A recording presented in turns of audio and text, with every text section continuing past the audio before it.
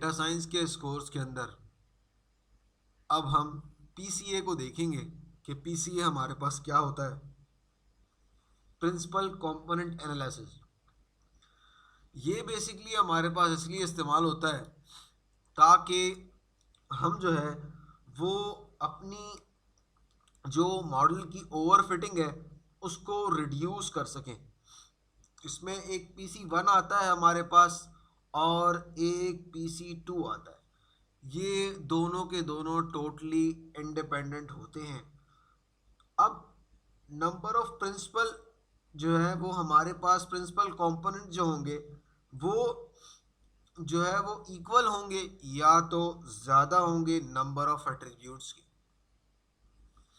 अब हम अपने पाइथन कोड की तरफ आते हैं कि पीसीए जो है वो क्यों जो है वो हम इसको किस तरह से परफॉर्म करेंगे।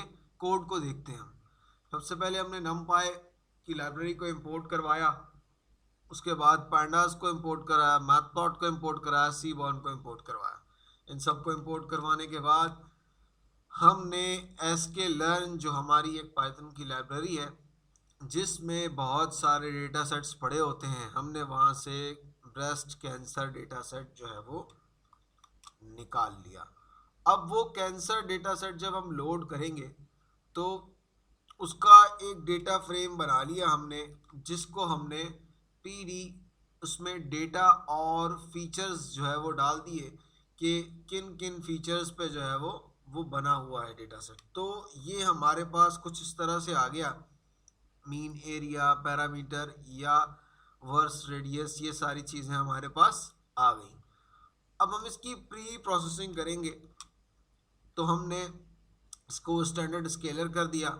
इसके बाद हमने इसको ट्रांसफॉर्म कर दिया स्केलर को, यानी कि जो स्केलर डेटा था उसको हमने रॉ को कॉलम और कॉलम को रॉ में बदल दिया। अब हमने पीसीए को इंपोर्ट करवा लिया। पीसीए को इंपोर्ट करवाने के बाद पीसीए डेटा सेट को हमने यहाँ पर इसकी शेप देख ली।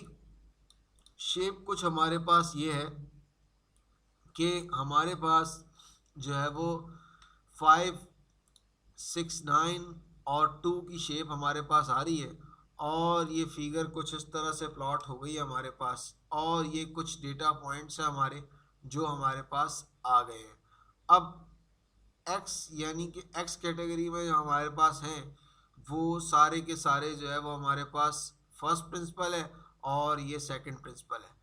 इन दोनों को हमने देख लिया, यहाँ पर हमारे डेटा पॉइंट्स हमें नज़र आ रहे हैं। अच्छा, अब हमने इसका एक डेटा फ्रेम जो है वो बनाया था, हमने उसके अंदर पीसीए के कंपोनेंट्स को भी डाल दिया और उसको जो है वो कैंसर फीचर के नेम्स में डाल दिया और एक फिगर प्लॉट कर ली। अब उस फिगर को प्लॉट करने के बाद हमने उसको कुछ इस तरह से देख लिया तो हमारे पास ये सारी चीज़ें, मीन, रेडियस और ये सारी चीज़ें हमारे पास इस तरह से ग्राफ यानी कि हीट मैप के थ्रू प्लॉट हो गई। अब हम देखते हैं कि पीसीए कर्नल जो है वो नॉन लीनियर डेटा को डील करता है। अब हमारे पास हमने अपने डेटा सेट के अंदर से मेक मून्स के नाम से एक डेटा सेट है जिसके अंदर एक्स और वाई में हमने डेटा सेट के सैंपल्स को तोड़ दिया।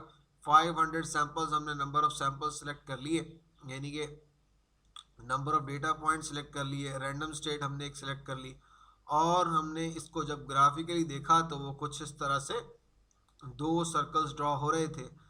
अगर हम इस पे जो है वो लगा भी दें, पीसीए लगा दें हम इसके ऊपर, तो पीसीए लगाने के बाद भी हमारा जो हम इसको ट्रांसफॉर्म करेंगे पीसीए के अंदर फिट करके, पर इतना चेंज नहीं आ रहा इन दोनों के अंदर। अब यहाँ पर जो है वो पीसीए जो है वो फेल हो जाती है। इनमें इतनी सिमिलैरिटी है, ये जो है वो एक दूसरे से इतने जो है वो फेमिलर हैं। अब ये PCA1 हमारा ये रहा, PCA2 हमारा ये रहा। अब ये फेल होने के बाद हम यहाँ पर कर्नल अप्लाई करते हैं और यहाँ पर कर्नल अप्लाई करने के बाद हम कुछ गैमा की वैल्यूज़ दे देते हैं।